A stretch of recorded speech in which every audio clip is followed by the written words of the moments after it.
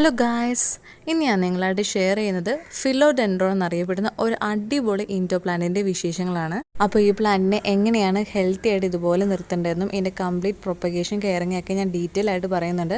അപ്പോൾ എല്ലാവരും ലാസ്റ്റ് വരെ സ്കിപ്പ് ചെയ്യാതെ കാണാൻ ശ്രമിക്കണേ. അങ്ങനെ നമ്മുടെ സമ്മർ സീസണൊക്കെ തീർന്ന് റെയിനി സീസൺ വന്നേക്കാണ്.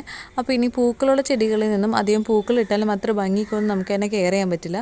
അപ്പോൾ അതുകൊണ്ട് തന്നെ ഇനി നമുക്ക് കൂടുതൽ നോക്കാൻ നല്ലത് നമ്മുടെ ഇതുപോലെ സിറ്റ് ഔട്ട് ഗാർഡന് പറ്റിയ ഇൻഡോർ പ്ലാന്റ്സിനാണ്. കാരണം നമുക്കപ്പോൾ ഇൻഡോറിൽ അത് മഴയൊക്കെ കൊള്ളാതെ നന്നായിട്ട് കെയർ ചെയ്യാൻ പറ്റും. അപ്പോൾ അങ്ങനെ പറ്റിയ ഒരു അടിപൊളി ഒരു പ്ലാന്റാണ് ഈ ഒരു ഫിലോഡെൻഡ്രോൺ എന്നുള്ള പ്ലാന്റ്. ഈ പ്ലാന്റ് ഭംഗിയായിട്ട് നിൽക്കാൻ മെയിനായിട്ട് വേണ്ട ഇതുപോലെ ഒരു സപ്പോർട്ടിന് ഒരു സ്റ്റിക്കാണ്. കാരണം ഇതിന് ആ ഒരു സ്റ്റിക്കിലാണ് ഞാനൊരു കണ്ടോ ഇതിൽ ചരടിട്ട് കെട്ടി നിർത്തിയേക്കണം, അല്ലെങ്കിൽ ഇത് തളർന്നു പോകും. അപ്പോൾ ഇതിന് സപ്പോർട്ടിന് ഇതുപോലെ ഒരു സ്റ്റിക്ക് മസ്റ്റായിട്ടും വേണം. പിന്നെ ഈ പ്ലാന്റിന് നമ്മുടെ മോൺസ്റ്റർ പ്ലാന്റിൻ്റെ വേരുകൾ ഇങ്ങനെ കിടക്കണ പോലെ ഇതിൻ്റെ ബാക്കിലേക്ക് ഒത്തിരി വേരുകൾ വന്നിങ്ങനെ കിടക്കും. പിന്നെ ഇതിന് 1-2 തൈകൾ ഇങ്ങനെ നമ്മുടെ ചെടിച്ചട്ടിയിൽ നട്ടു കൊടുത്താൽ മതിയും. അത് തന്നെ ഇതുപോലെ നല്ല തിക്കായിട്ട് വന്നോളും. അപ്പോൾ ഒത്തിരി തൈകളിൽ ഒരു തൈ നട്ടാലും ഇതുപോലെ നല്ല ഭംഗിക്ക് വന്നോളും. ഇങ്ങനെ ഒരു തൈയിൽ നിന്ന് നമുക്ക് ഒത്തിരി തൈകൾ ഉണ്ടാക്കിയെടുക്കാൻ പറ്റിയൊരു പ്ലാന്റും കൂടിയാണിത്. പിന്നെ ഇതൊരു ഇൻഡോർ പ്ലാന്റ് ആയതുകൊണ്ട് ഒത്തിരി വെള്ളം ഇതിന് ആവശ്യമില്ല. ഇടയ്ക്കിടയ്ക്ക് 1-2 ദിവസമൊക്കെ കഴിഞ്ഞ് ഗ്യാപ്പിൽ ഇപ്പോൾ ഞാനിങ്ങനെ ചുറ്റുമായിട്ടാണ്. അപ്പോൾ നമുക്ക് ഒത്തിരി വെള്ളം ഒഴിച്ച് കൊടുക്കരുത്, എല്ലാ സൈഡിലും കുറേശ്ശെ വെള്ളം ഒഴിച്ച് കൊടുക്കുക. അപ്പോൾ എല്ലാ ഭാഗത്തും ഒരേപോലെ വെള്ളം കിട്ടിക്കോളും. ഞാനിപ്പോൾ ഈ ചെടിച്ചട്ടിയുടെ അടിഭാഗത്ത് ഹോൾസ് ഇട്ട് കൊടുത്തിട്ടുണ്ട്. അഥവാ വെള്ളം കൂടിക്കഴിഞ്ഞാലും അത് ആ ചെടിച്ചട്ടിയിൽ കെട്ടി നിന്ന് കഴിഞ്ഞാൽ ഏത് ഇൻഡോർ പ്ലാന്റ് ആയാലും വേഗം ചീഞ്ഞു പോകും. അപ്പോൾ അതുകൊണ്ട് ഞാൻ ഒരു പ്ലേറ്റ് ഞാൻ അതിൻ്റെ അടിയിൽ വെച്ച് കൊടുത്തിട്ടുണ്ട്. അപ്പോൾ വെള്ളം കൂടിക്കഴിഞ്ഞാലും അത് അതിൻ്റെ അടിയിലേക്ക് പോയിക്കോളും. എന്നുണ്ടോ ഇങ്ങനത്തെ ഒരു പ്ലേറ്റ് ഇപ്പോൾ നമ്മുടെ വീട്ടിൽ എന്തെങ്കിലും സാധാരണ നമ്മൾ ഉപയോഗിക്കാത്ത ഇതുപോലത്തെ പ്ലാസ്റ്റിക് പ്ലേറ്റ് എന്തെങ്കിലും ഉണ്ടെങ്കിൽ വെച്ച് കൊടുത്താൽ മതിയാവും. പിന്നെ ഈ ഒരു പ്ലാന്റിന് അത്യാവശ്യം നന്നായിട്ട് തന്നെ വളം ഇട്ട് കൊടുത്താലാണ് ഇത് ഇതുപോലെ നല്ല ഹെൽത്തി ആയിട്ട് വരുള്ളൂ.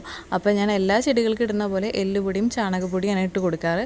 അതുപോലെ ഈ വെള്ളം കൂടി ഇങ്ങനെ ഇടയ്ക്ക് ഒഴിച്ചു കൊടുക്കുമ്പോൾ അത് നന്നായിട്ട് ചാടി വലുതായി വരും. പിന്നെ ഈ ഒരു പ്ലാന്റിന് അധികം സൺലൈറ്റ് ആവശ്യമില്ല. നിങ്ങൾക്ക് അതിൻ്റെ ലീവ്സൊക്കെ കണ്ടാൽ തന്നെ അറിയാൻ പറ്റും, നല്ല ഡാർക്ക് ഗ്രീൻ കളറിലെ ലീവ്സാണ് അതിന്.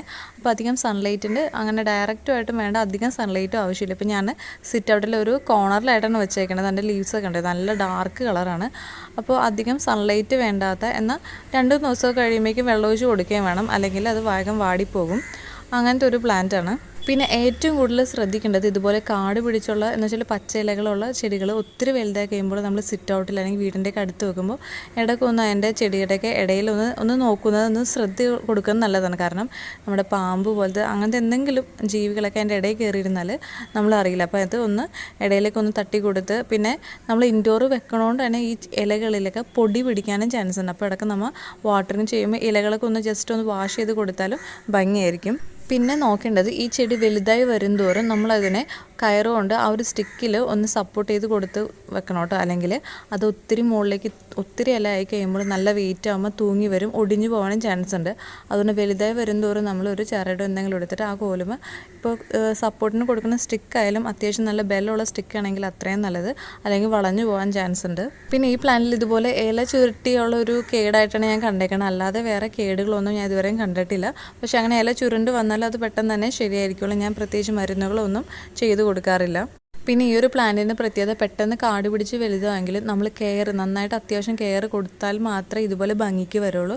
അല്ലെങ്കിൽ ഒരു ഭംഗിയില്ലാതെ വളഞ്ഞുകൂടി ഒരു ഭംഗിയില്ലാതെ ആയിരിക്കും ഇത് പിടിച്ച് കിട്ടുന്നത്. അപ്പോൾ അത്യാവശ്യം കെയറിങ് കൊടുക്കേണ്ട ഒരു നല്ലൊരു പ്ലാന്റും കൂടിയാണ്. അപ്പോൾ എല്ലാവർക്കും തന്നെ ഫിലോഡെൻഡ്രോൺ പ്ലാന്റിൻ്റെ വിശേഷങ്ങളൊക്കെ ഇഷ്ടപ്പെട്ടെന്ന് കരുതുന്നു. പുതിയ ചെടിയുടെ വിശേഷങ്ങളുമായി അടുത്ത വീഡിയോയിൽ കാണാം.